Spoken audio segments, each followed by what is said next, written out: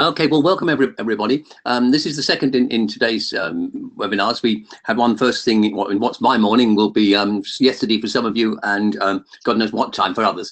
But this is a series that we started last year and plan to run for quite some time, looking at different aspects of mentoring and from different colleagues around the world within the Coaching and Mentoring International Network. So today's session is around mentoring executives. I produced a book on this, for the first book on this, more than 20 years ago. And now Kirsten and I are in the process of revising that book. But meanwhile, this webinar is about bringing you up to date with some of the thinking, both from that time and also from now. So we're going to take turns in this, but I'm going to pass over to Kirsten now to get us started. Thank you very much. I do see one hand raised from Ines Mahoney. If you have a question, Ines, could you write it in the question box and then we'll see if we can take care of it? Great. So let's see here. Now, the context for talking about mentoring executives is also important that we have the same foundation for understanding. And we are in a world today where we've been moving from the industrial society to the knowledge-driven society, which means a big shift in what kind of leadership skills are needed, what kind of dialogue skills are needed, and we're going from the more instruction and solution-oriented, giving the solutions to a more dialogue and creating the solutions together as leaders and coaches and as mentors. There's also a big need for more multinational leaders. Both big and small organizations are actually working in very multicultural environments today. And one survey recently said that 62% of multinational executives describe their preparation for global roles as fair or poor. Partly that is also because getting ready for such a role is not something you can learn in school. It's something you need to learn in real life, in relationship with other people, reflecting on your behaviors, your skills, your communication styles, and which kind of people you're working with and collaborating with. And you're working on so many different platforms these days, like the GoToWebinar. So learning to be a leader in today's world is something you need to do as you implement your leadership role in the organization. And a third thing that we are seeing that are very important today is the big matrix organization. These create a different need for being able to navigate in very complex situations and environments. And all that together means that we require much more flexibility and quickness from leaders, and that there are not one right solution, but many right solutions every day that they need to understand. So that is the context that we are working in today as consultants, as mentors, as coaches, and as leaders. And it's in this context we need to talk about mentoring executives. Now, we can look at mentoring executives in 4 different ways. We can look at the company internal mentoring, and we can look at the company external mentoring. Today, we'll mainly look at the company internal programs, and we'll mainly look at the company internal programs and maybe mentees seeking out a mentor for themselves internally or externally. However, we also see that small and medium-sized companies, of which we have a lot in Denmark, which is a small country, actually come together and share mentors and mentees and match them across the organizations. So in this way, they will get a more neutral partner and more new insights coming into the organization. We see external mentoring, that many private providers as well as professional associations start mentoring programs to provide these experienced leaders as mentors for those who cannot find them internally in their companies. And now, David, why do leaders need mentors? Just pause there while I unmuted myself. So We find that there's lots of different reasons why leaders need mentors, and those reasons are growing. These are just some of the ones that have come out of our research. First thing is when you manage a major transition. We find that one of the big issues for people transferring executives to run overseas operations or play a senior role in overseas operations is their inability to gel with the local culture. So quite a few programs and people like Nokia have been about helping people to actually to make that transition into a different environment, having somebody who understands that environment, somebody who's been there a long time, who can help them not to make the kind of mistakes that alienate them from their local customers and other important people, for example. Also, we find about confidence. Of course, as an executive, you're meant to exude confidence, but sometimes it's quite a thin veneer of confidence that you have. Helping them become truly confident, and have the level of is important. And sometimes when people suffer from imposter syndrome, this is something that a mentor can be there to just say, just to show the journey that they had to become the more confident person that they are. Being a sounding board too. This is something that mentors are much more likely to have an opinion on things, but helping somebody not so much by telling them what they think is right or wrong, but using their greater experience to say, okay, well, here are some things that you might take into account here, or to question some of the logic behind things based upon their understanding of the similar situation. Certainly, there's a getting. Whoops. Can we go back? Yep. Sorry. Yeah, having challenge is important too. It's very difficult to find people in organizations who will really challenge you once you get to senior positions. The higher you get, the less challenge that you're likely to get from colleagues and people below. So a mentor provides an independent view on this, and we're finding this is particularly true in the area of ethics, where people tend to think alike, or to indulge in groupthink. A mentor can puncture some of that bubble. Sometimes we find, as one of the a big manufacturing company found, that when it sent people off to, all its executives off to a business school to learn about, in this particular case, customer relationship management, to shift the culture towards that, embedding that process was quite hard, without actually working with people who'd already made that transition. And so that's when that organization invested heavily in linking up the people who had experience in this way within the organization with those who didn't. I'm going to talk about feeling alone at the top later, but that's one of the biggest issues. Having a mentor there is actually to have a friend that you can talk about all those things you can't talk about with people inside the organization. And sometimes it relates to the issue of challenge, but how do you think about things? Why do you think things really through? Somebody who can sit with you and help you as you work through really complex issues that you've got to deal with, which don't actually have a right answer very often. Go to the next stage, next slide. Well, this is for you, Kirsten. Off you go. Yes, thank you very much. So why do executives need mentors? In their own words, we did a small survey among some of the clients we have, our international clients, to hear what do the mentors say, or what do the executives say they need. And one of the important things is they need contacts with people who can help them become global leaders. They need to find somebody who can help them build the skills needed to progress in their careers and find out what are these skills that they need to develop.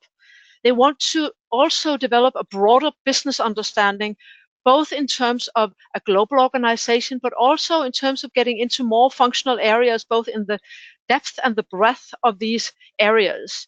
They're building networks and leadership skills, but in general, it's a lot to do with navigating and managing and moving around in bigger organizations that are international, multicultural, and working across the borders. What they also say is that these large matrix organizations have lots of different influences. There are so many stakeholders that they need to be aware of and manage and make sure they are visible in the right way for the right people. And it's not always so easy to know how to make yourself visible and to whom you need to make yourself visible. Another part, again, is managing this complexity and the diversity and creating compelling visions so that the people who are living in these VUCA times, you probably heard that acronym, living in the volatile, uncertain, complex, and ambiguous times, you need to help them clarify what is important and what is the goal and the visions you're moving towards. And this is even more complex when you're working in virtual teams who very seldom come together in real life. And then, of course, which is a typical thing, no matter where you are in your leadership position, how to manage the balance between management and KPI focus with leadership. So some things are probably very familiar to you, and others may be less. Why do the organizations do these programs?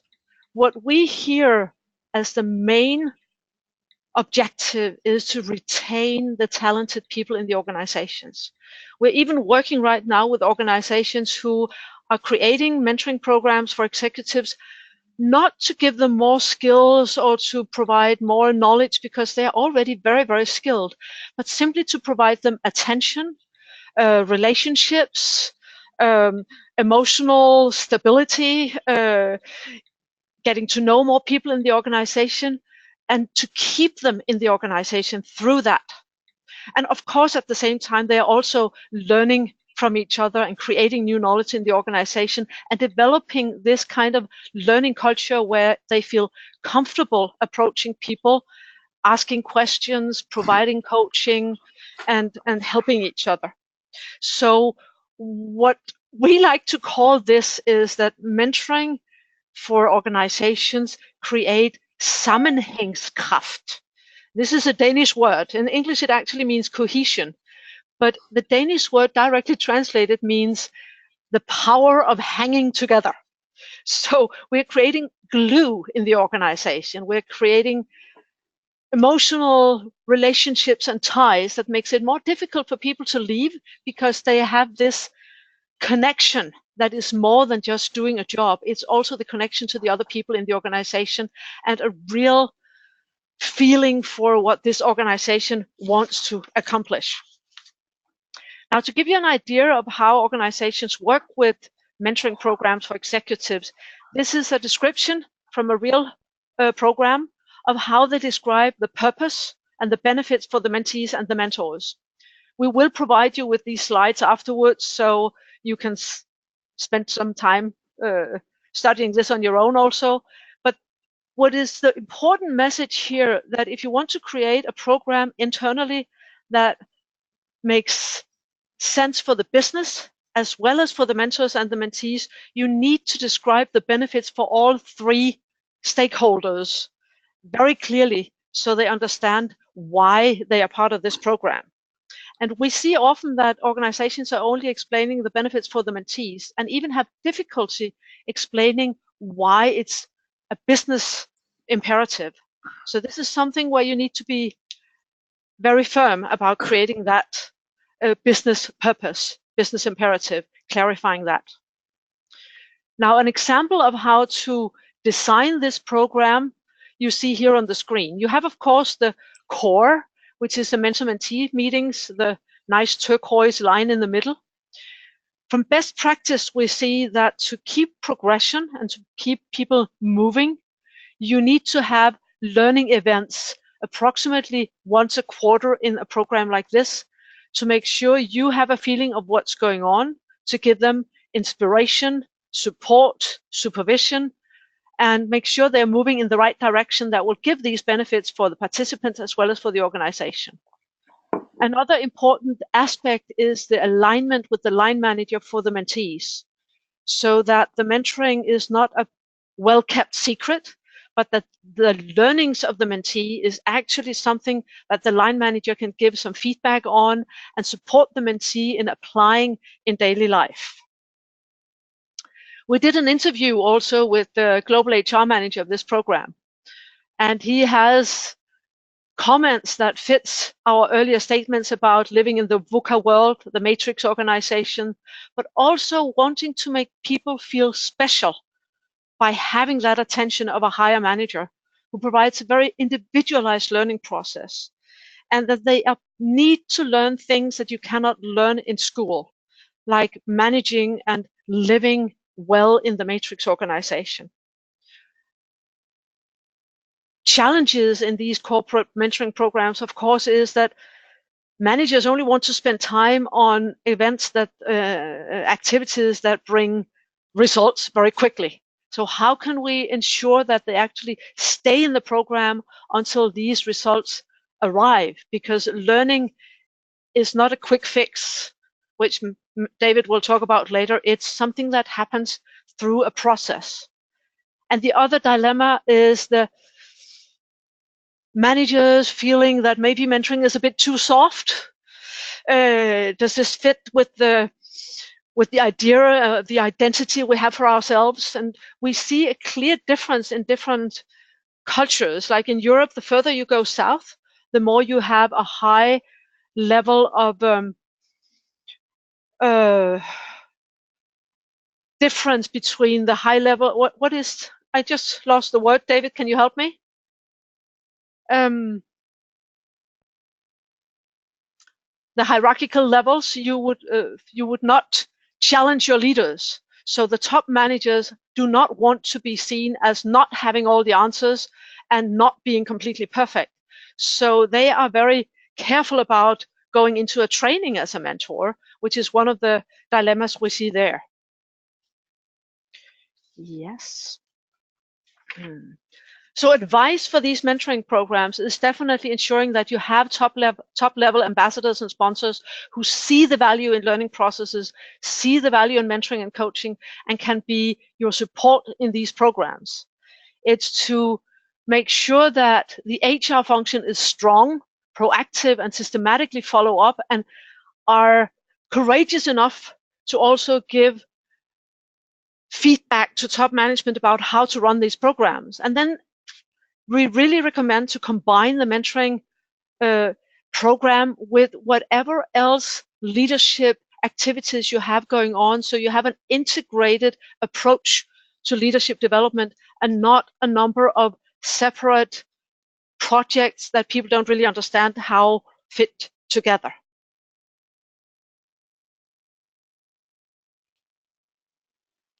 The motivation of mentors. So in some cultures, it's simply developing the next level of leaders that they really enjoy taking part of. Some of them also really appreciate the status of being selected and recognized as well-performing, well-competent leaders in the organization. And we see that lots of mentors, high leaders, once they actually get into the role, very much enjoy connecting with people around the organization and gaining that special insight in what's going on in different places. So once you get your mentors started in a smaller program, this will spread like rings in water, and they will become good role models for actually having this mentoring program in your organization. A specific topic that's close to my heart, of course, is mentoring versus gender. There's a lot of discussions going on around women and leadership. And in some organizations, they may need to talk about men and leadership because they are the less represented gender. Now, I want to start with the last bullet on this page, because research indicates that participants who find mentors on their own, men still gain more outcome from this in terms of being more promoted. What we see from practice is that when you have to find a mentor on your own, you look for people you know, people who are visible, people you're comfortable approaching, and maybe these are not the right people to really help you in your career in the organization. What still happens is that for men, mentoring naturally occurs much more than for women. So if men and women have to find mentors on their own, we are still having an uneven playing field. This is why we need to do more facilitated mentoring programs and support the mentoring matching to make sure that everybody gets the right challenge and not just being matched with somebody where they will sit and confirm each other in everything they already know, so they're not learning anything. Now, David, would you like to add something to this topic? I think one of the things that we found that's where you can make a really big difference in terms of the of helping women to become more female executives, to really get their careers to take off, is to helping them. The mentor can help them to build reputation. And one of the areas that we're looking at is how when you go on to a project team, or particularly if you are asked to lead a project team, how do you make the most of this opportunity? We know that women are more likely from one study in the States, women who are given project teams to manage get a third of the budget and half the people, or the other way around. I can never remember which.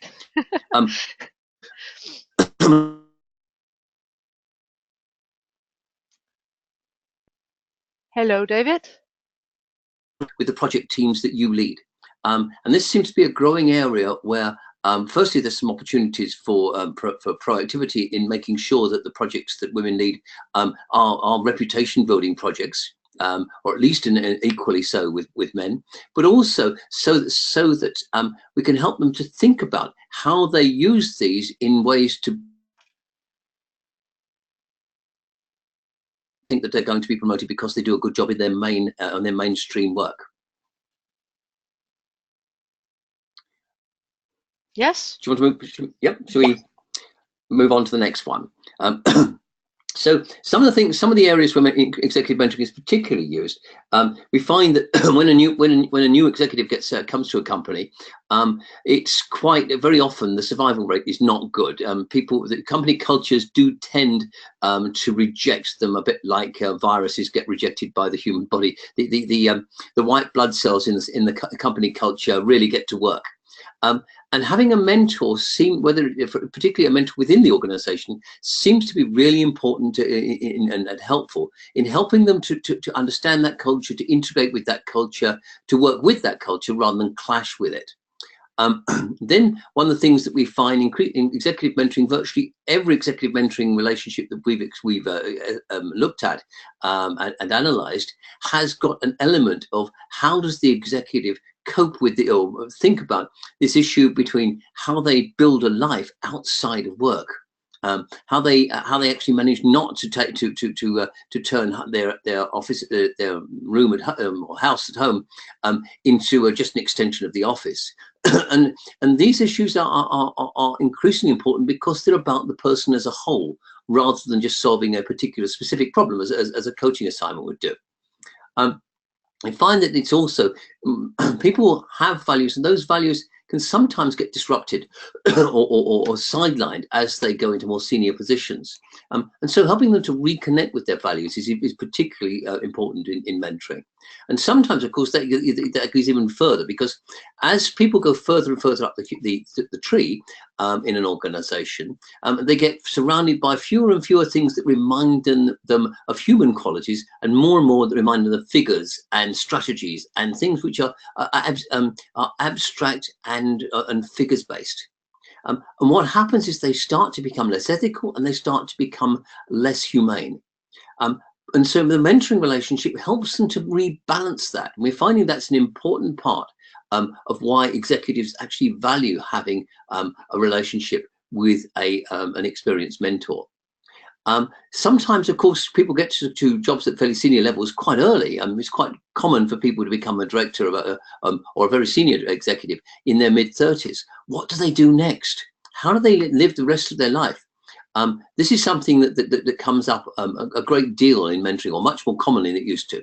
And one particular group of executives, people coming back from parental leave. Now, this is mostly mums, but what we find is that when you've been away from an organization for 6 months or a year, and you've held a senior role, when you come back, not only do you have the guilt of leaving the baby behind and trying to manage this new period in your life, but everybody in the organization has learned to manage without you.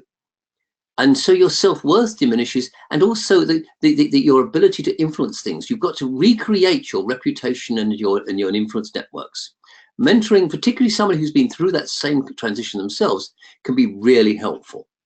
If we look at the next slide, one of the big issues for all people at the top of organizations is loneliness. Things here, but people from below really do struggle to tell people from above what they think. They tell them what they think they want to know or want to hear, but really speaking truth to power is tough. Sometimes too, the organizational politics get in the way. The independence, managers lower down want to keep things to themselves, so they have some sense of control if they feel that top management isn't actually trusting them enough. So you've got all these barriers which from below the organization, then outside the organization. You've got the issue that you're expected by investors and everybody else to be Superman, so you can't really admit to having weaknesses or fears. This contradiction of trying to be yourself, but actually not being able to be yourself because you're expected to put on a brave face, or that causes a lot of anxiety and stress within executives, and lots of other things here. How do you actually live the values that you're supposed to espouse? How do you get the criticism from them, and how do you get people to bring you bad news before it's too late? And just the physical environment. Very often, executives closet themselves on the top floor of a skyscraper. So they may even have their own executive lift.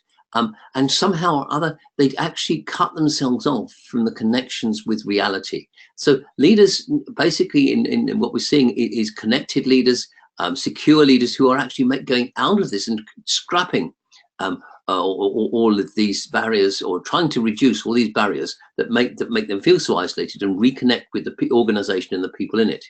Mentors can help you to do that. But while you're doing it, the one person you can have the real open, honest conversations with is your mentor. So some of the key issues that we find, and I'm not going to go through all of these because there are so many of them, but basically, if you're on the way to the top, one of the critical issues is how you make yourself noticed, at least in the right way. How do you get the experience that's going to enhance your career prospects? Managing business politics, a key skill for executives. How do you find out what's going on in the organizations, and how do you develop the networks of people that will be useful to you? How do you become more self-aware? Because the higher up the organization you go, the more self-aware you need to be. And then the next one, the issues. How do you continue to learn when the obvious learning routes, you're going to classrooms and things like that? It just doesn't work for you. Much of what you have to learn is very much more difficult and acquired by absorbing yourself into. And again, how do you cope with stress?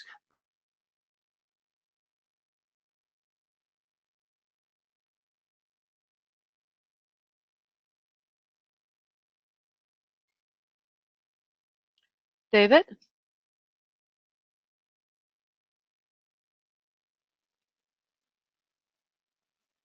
David, we lost you.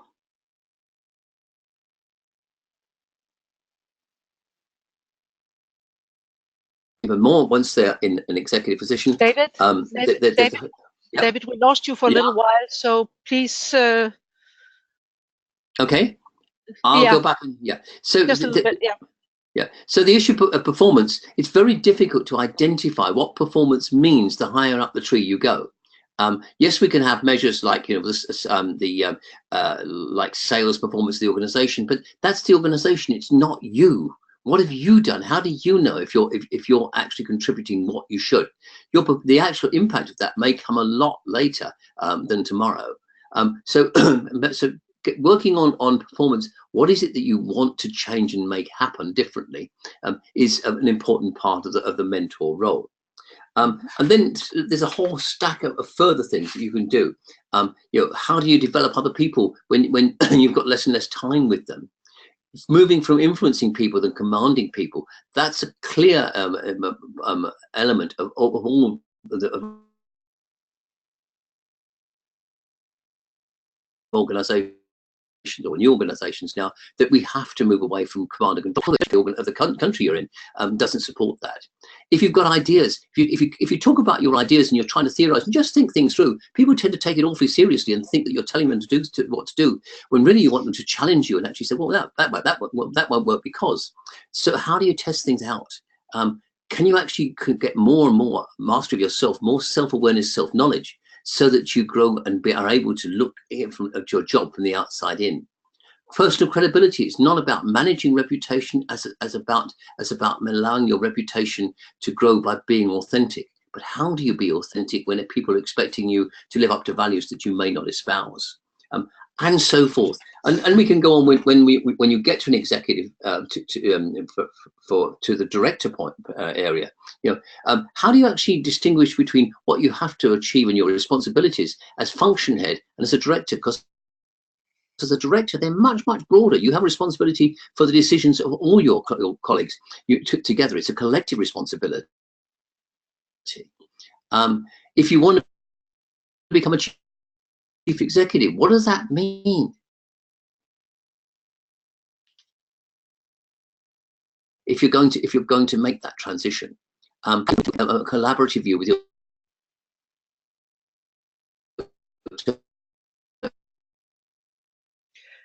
David?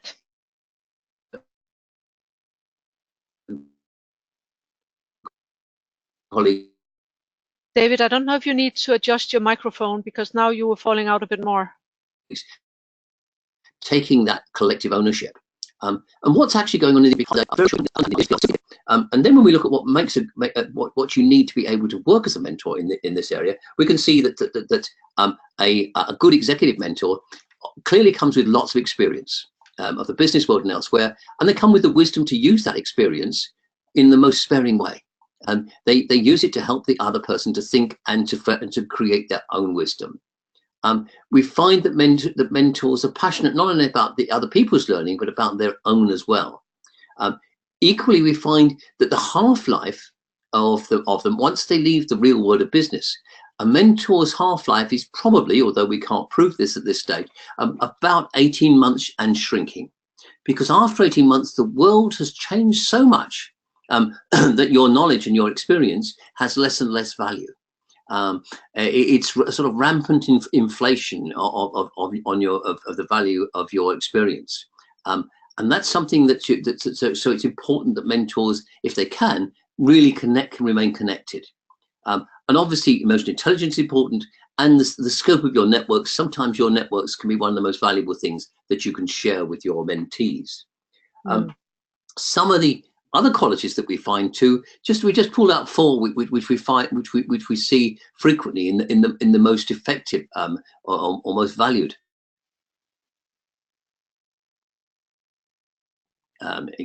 executive mentors.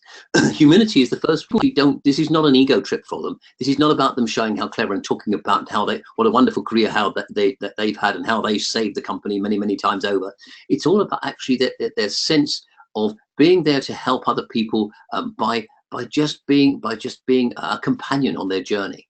The curiosity: are they really interested in the organization, in that person and the organization, particularly if they come from outside? Do they want to understand the world from the mentee's perspective? And gravitas: if you haven't got gravitas or presence, it's hard for somebody to really respect you at that level. You've got to be able to not necessarily command respect, but to earn respect from other people, from who you are, as well as what you know and what you've done. And that really is linked to being authentic. It's not, you're not putting on that, you're not trying to sell anything. You're simply there to have the conversation with somebody that they need to have to help them think through their choices and what they're going to do in their job and in their career. Your authenticity is theirs, and that's a tough one. And so if we look at the different kinds of executive mentor, we see that they can be any of these 3. They can be full-time leaders, sometimes board members, inside or outside the organization, and it's part of this is a not-for-profit role and an unpaid role, but it's about doing this to help other people to grow as as part of their own continuous leadership development. So both parties are growing. Sometimes board members and retired leaders become professional mentors, and they do take fees. And also professional coaches sometimes make the transition from professional mentor to professional coach to professional mentor, and we're seeing this as a small but increasing trend. The professional coaches realize they're doing a lot of mentoring anyway, that they feel more comfortable doing a mixture of mentoring and coaching, and therefore they create an integrated practice. Now, there's all sorts of issues here. Like one of the things that we've identified in recent work is client envy. That it seems to be a big problem for coaches, or some coaches. If your client is much more successful than you are, more powerful, and achieve so much more in their life, it can create all sorts of negative emotions in the coach. But it's much less likely to happen with a mentor.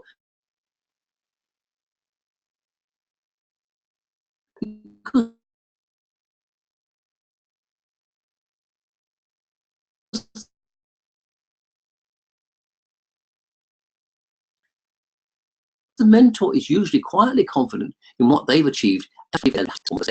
Mentors a bit more on the next slide. You see that what we have here. Can we just move on, Kirsten? There we go.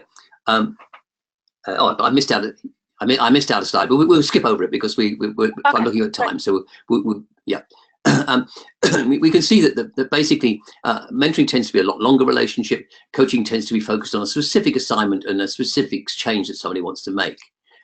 Mentoring is much less focused, and it's about a broader transition role rather than coaching, which tends to focus on a specific performance or behavioral issue. And both mentors and coaches need relative experience. They need to understand something of the world of the person they're working with. But for a mentor, it's much more important in terms of their credibility, and they can be a strong sounding board. Whereas for a coach, that's less important than framing the right questions, finding the questions that are going to be really helpful in helping the executive to think. The mentors' wide networks can be helpful, and the coach really tends to have more of a portfolio of psychological-based tools. Mentors put much less emphasis on the use of psychometrics and other tools than do coaches. But the difference between the two, it's very much an overlapping set of skills. We can look at the sort of emphasis of the mentoring in terms of the next diagram. Sometimes it's for transition, so helping somebody make a transition from one role to the other. Sometimes it's about getting more effective, feeling more comfortable in your current job. Sometimes it's about the emphasis is on more personal growth, in becoming the person that they want to. Sometimes it's just being there to be a conscience, or being somebody to work to help them with the logic of their thinking, to provide some context and some difficult questions to help them think through what the plans and that they have for themselves and their business. But those four areas seem to be the primary focus of executive mentoring relationships. Most of the time, we'll find that the conversation is about one of those four things. We do have a model which I just showed here that really captures a lot of this. The three big circles they're all things that mentors help with. So and where mentors need knowledge.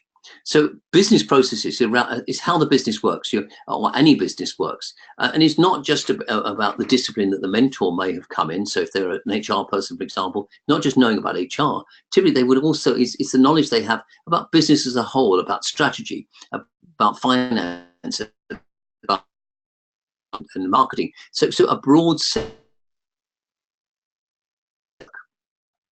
The leadership and intellectual process, it's all about how the mentee thinks, and helping them to understand how they think and to think more effectively. And the emotional side of it, it's all about how they feel, and how you help them get back into contact with their real values, and to assess their values and use their values as part of effective decision making. And the link, of course, between the intellectual and emotional processes is how you behave. And so looking at the executive's behavior, the link between business processes and being able to make things happen in the business is very much connected with self-awareness. The more that you're aware of your impact, for example, and what you want, then the more likely you are to have clear goals and to project those goals onto the business.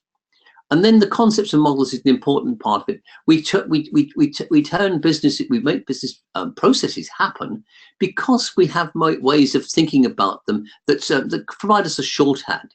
And so the mentor needs a lot of 2x2 matrices, tools and techniques that they can use to help the other person, the mentee, to understand the relationship between what they want to happen and how things actually happen in the organization.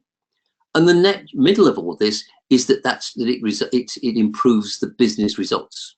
And while the mentoring relationship is rarely focused solely on the business results, in the end, if it isn't having an effect on the business as well as the mentee, then it's less effective. So this is the model that we find really helpful in just creating a big picture of what executive mentors do. And it's also a picture that to a very high degree shows the difference between coaching and mentoring, because one of the things that's required is that knowledge and experience that another leader has to be a mentor. And when you look at why we need to do the training, it's to give them credibility and make them know exactly how they can share their experience and how they can become role models for other executives and how they can become facilitators for the other executives' learning process and not just pushing all their old solutions down the throat of new leaders.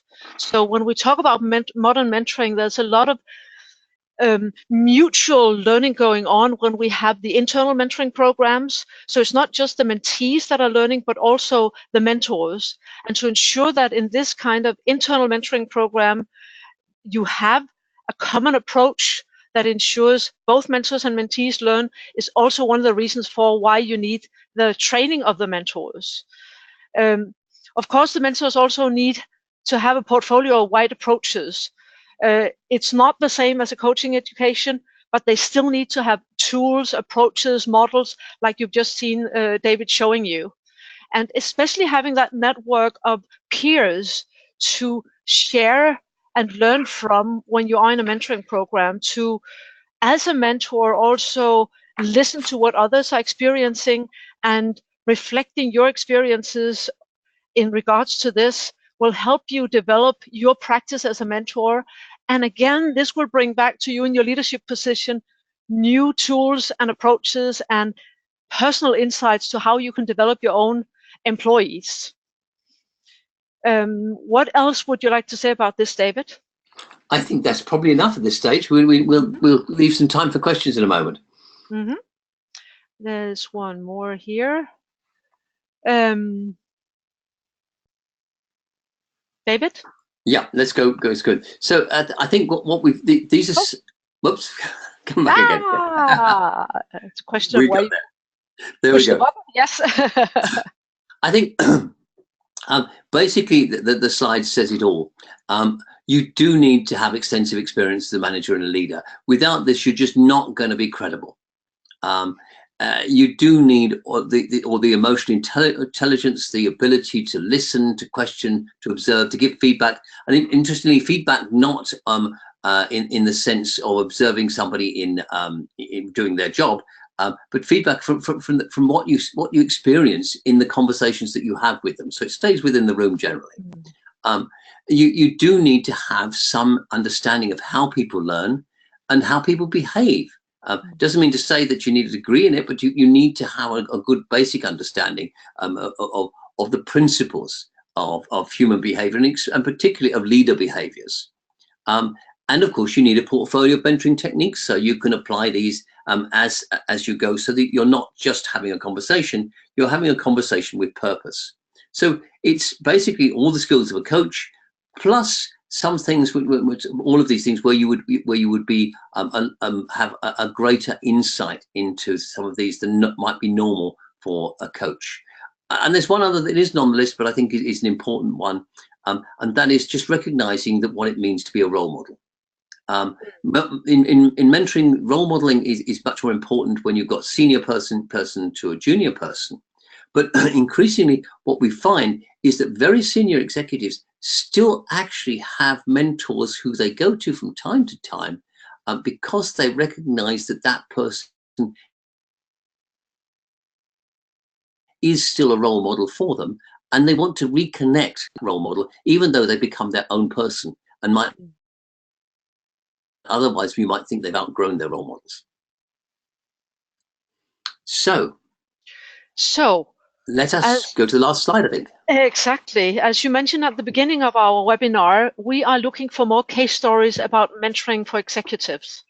If you are involved in any programs or doing any executive mentoring, or know about a program where we are looking for, where they're working with executives and mentoring, we'd really like to hear from you.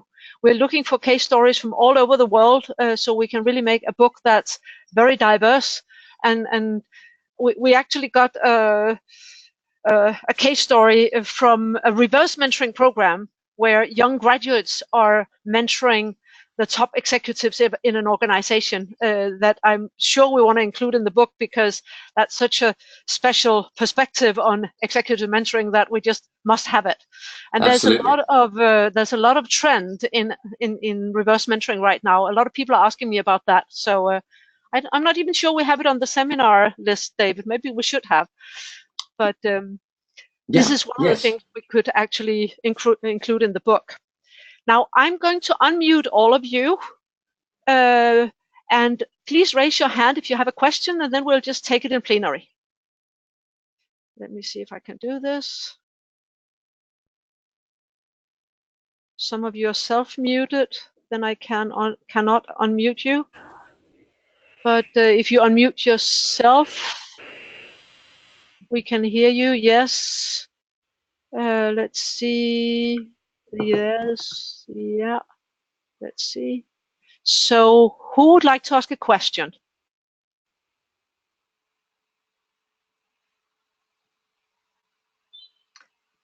Or who would like to tell about some executive mentoring that you're involved in?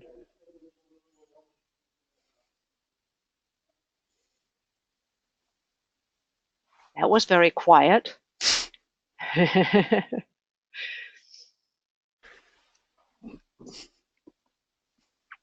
Kurt, do you have anything to ask or add? Well, it's something interesting what you mentioned there at the end, when you were gathering information or motivation for your book. Well, what we do in our business is we mentor literally on a board level. We mentor graduates, so any kind of trainees, graduate trainees that join our company, and there are not too many of those. So I have, for instance, 2 mentees that from youngsters, and with that we are certainly a company that is quite unique in that, where trainees literally are mentored or have the availability of board members to be their mentors. We are not trained mentors, though. I have done a coaching degree, all right, and interesting what David was saying. The mentor is literally a coach with a few add-on, and that is literally what I experience on a daily basis. Yes, I know coaches, you have to ask powerful questions, but when you are a director, you are able to, that's my personal opinion and experience, now you are able to use and take a coaching approach by questioning, by asking powerful questions here and there, but sometimes you're also expected to just make the decision. So there is sometimes certainly a conflict of certain interest in there. But as a mentor, indeed, and that is what I experience in dealing with these graduates as well, it can be overwhelming for them to have a board member as a mentor, because they don't really know then at the beginning what can they trust, is that really a trust environment. So all these aspects of the coaching element, I only made recently, when I had my first sessions with the new cohort, I made clear and say, look, whatever we say here, I'm not your line manager, I'm not evaluating your training or your development here, but I can support you on that. And it's a trust environment. So shoot along, whatever you want to talk to me, as long as it's not in any way going against the company. I will certainly help you, and you can use me as a soundboard. You're reminding me of the word that I could remember earlier in our presentation, which is power distance. Oh, okay, all right, yes. And this is a very, very important aspect in matching. And you are experiencing this right now because there's such a huge power distance between you as a board member and a young trainee. Yeah. And it definitely requires much more of you to gain that confidence from the young one, because you have so much potential influence on that young person's career in the organization. Yes, and that is, it's difficult enough. So, for instance, I left the last meeting to say, it was kind of the inauguration meeting with them, and I said, look, I want you to take the initiative. Do not expect, yes, I'm busy. You know, directors are always deemed to be busy. Yes, exactly. I made it clear, I tried to make clear to them that I have an interest in that. I learn from you. Yeah. So it's not only you learn from me, but I learn from you. And that's a very good starting point, yes. Yes. And you might be interested then. Yeah, I might exactly. And that is then where I said, look, if you have something, give me a call. If I have the time, I will take the time, because I have a personal interest in this. And if I don't have the time, if I can't make it, I will let you know. So that's certainly the benefit of being a director. I don't have to justify whether I have the time or not. Yeah. But I am interested in, so I would make my time, because I want to take something out of this. With this, I've tried, or I'm trying to encourage for these mentees as well, to take the initiative, because what I said as well is that there's no stupid question as such. The worst question that you can ask is asking no question. Exactly. Thank you very much.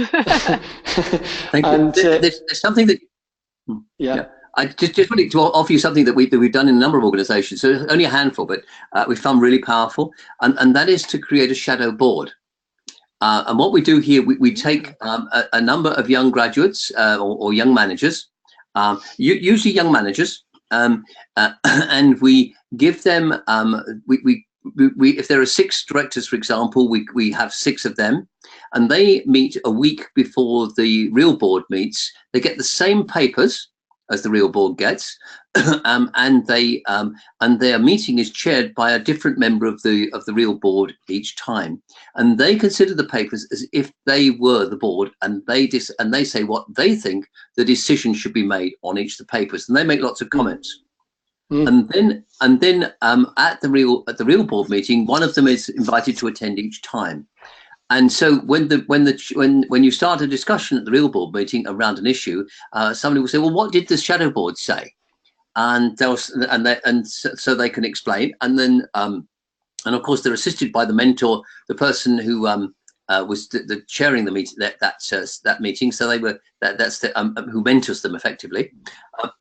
So they get to the top team gets to understand the thinking of people way down at the bottom of the organisation and how different it is to their own. And of course, also that young person or those young people get to understand the thinking of at the top, so that can prepare them for their executive careers later on. Oh, yeah, that's quite powerful, I must say. Okay. So I'm going to interrupt you because we have one more question. This is Donald. And Donald, you need to unmute yourself. I have already unmuted you. Yes, let's hear your question. It was a combination of things, but first off, I really enjoyed the presentation, and it was very thought-provoking to me. There's another person who I believe is in the audience today, who the two of us are looking at mentoring in family businesses, and some of the things that make that different from non-family businesses. And what you just mentioned about the power distance is really on target, because people in family businesses have multiple roles. And an elder-senior relationship in the family might not be the same in terms of who's in power when it comes to being in the company. Mm. And that can be really challenging. That's a really tricky situation, yes. Yeah. The other thing is at long last, I am trying to complete the writing for my dissertation, which is on research on family member mentoring. And one of the things that I am really finding is that there's a significant role for family-owned businesses to use these familial mentoring relationships as a way to perpetuate the legacy of the family. So there's the legacy. So the mentoring can sustain the business, the flow of knowledge in the business, and but the mentoring also needs to consider how it sustains the family cohesiveness. Mm. And if Shelley, if you're out there and you're willing to talk about it, when David was just talking about the shadow boards, I thought the way that your family uses junior boards was very similar and might provide an example of how it's done in family business. She's there. Hi. Yes, excuse me. I'm battling a little cold, so I don't sound great. But yeah, we don't have a group that would meet separately as a shadow board. We call them associate advisors, and it's something that we're rotating through next generation family members and giving them the opportunity to sit in on a board meeting, and they have the expectation to prepare fully as a board member would. And we have assigned each of them a mentor, although from my conversations with Donnell and all that I'm learning, I know we need to do more to prepare and support those mentors. But the associate advisors, our next generation family members, then have the opportunity to meet with their mentors post board meetings and at any other time that they wish, but to really discuss and dissect and ask about anything that they might not have understood. Interesting.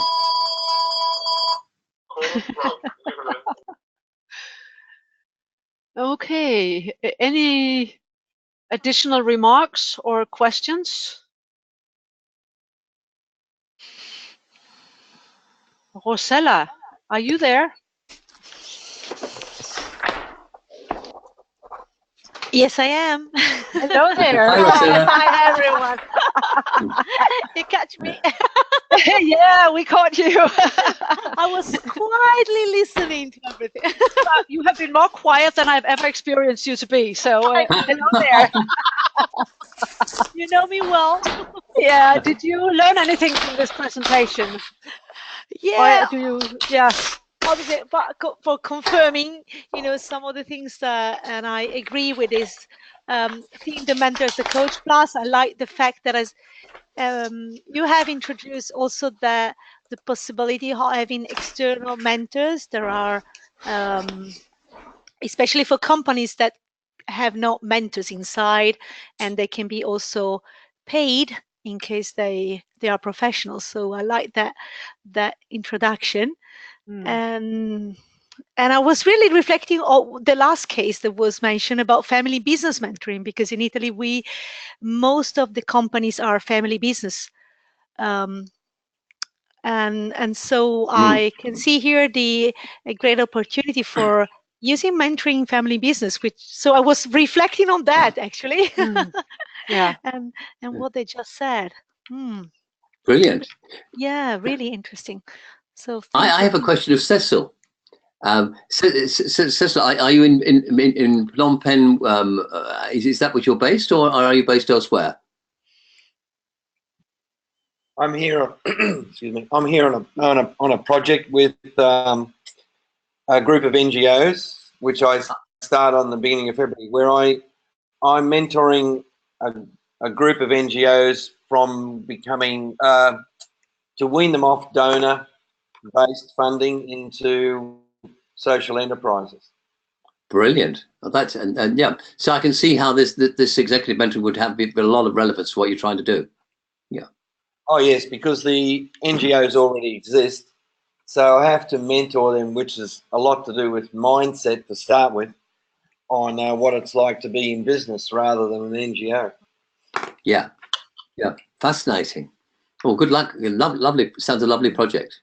Thanks. Yeah. There's so many different ways that we can apply mentoring to create learning around us. It's really, really nice to hear. So, David, would you like to end today's session? I'd just like to say thank you for everybody for taking part. And I hope that you've enjoyed this. I hope you remember to press the record button, Kirsten. Yes, it is good. recording.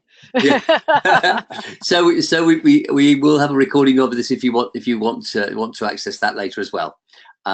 So thank you, and so good morning, good evening, and whatever else. Good afternoon. Have a great rest of the day or the evening. Thank you very much, everybody. Thank you. Great pleasure meeting all of you and talking to some of you Likewise. also. So take care. Good luck with all your mentoring. Thank you. Thank you. Thank you. Bye-bye. Bye-bye.